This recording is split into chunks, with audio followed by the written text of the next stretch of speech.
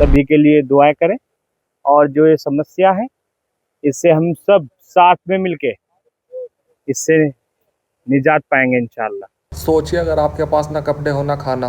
भाई हम आए आटा फैक्ट्री में, आटा लें चलो तमदी गई।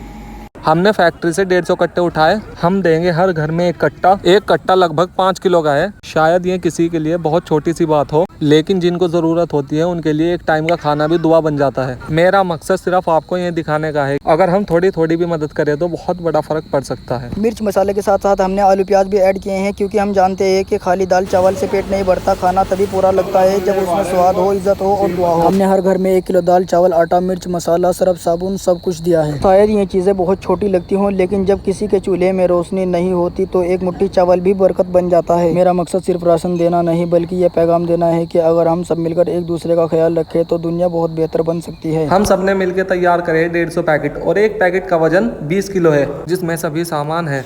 अस्सलाम वालेकुम भाई, ये गोपाली से जो पंजाब राहत सामग्री है वो तैयार हो गई थी और गोपाली के कुछ जिम्मेदार व्यक्ति अब हम लोग सब पंजाब के लिए निकल रहे हैं। इंशाअल्लाह सुबह पंजाब के फ़ोटो डलेंगे। फिर हम सब ने अपना सफ़र किया शुरू।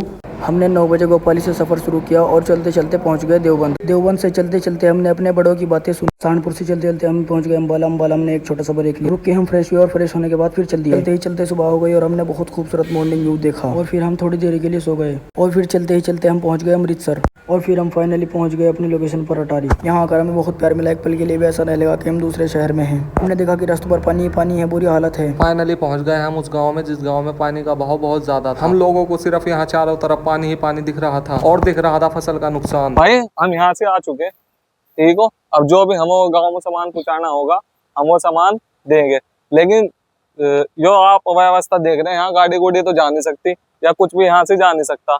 हमें या तो पैदल जाना पड़ेगा या फिर हम बोट लेकर जागे, ठीक हो भाई। अब आग बतम देखेंगे हम किस तरह जा रहे हैं किस तरह नहीं, और जो भी पीड़ित लोग होंगे भाई उसकी मदद करोगे। अब दोस्तों जैसे आप लोग जानते हैं सामने 2 मंजिला मकान है, ये भी पूरी तरह से ढह गया है और ये अभी थोड़ा दिन पहले ही बनाया था मकान।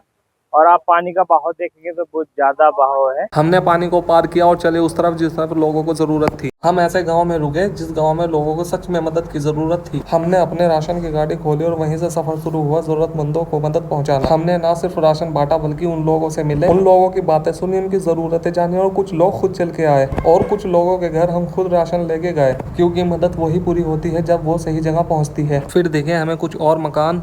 हम एक ऐसे घर में पहुंचे जहाँ दिल सच में भारी हो गया। वहाँ एक बुजुर्ग माँ और बाबा जी थे। बारिश की बाढ़ ने यहाँ बहुत नुकसान किया था। घर की हालत बहुत बुरी थी, टूटी हुई दीवार और सीलन और ज़रूरत की चीज़ भी पूरी नहीं थी।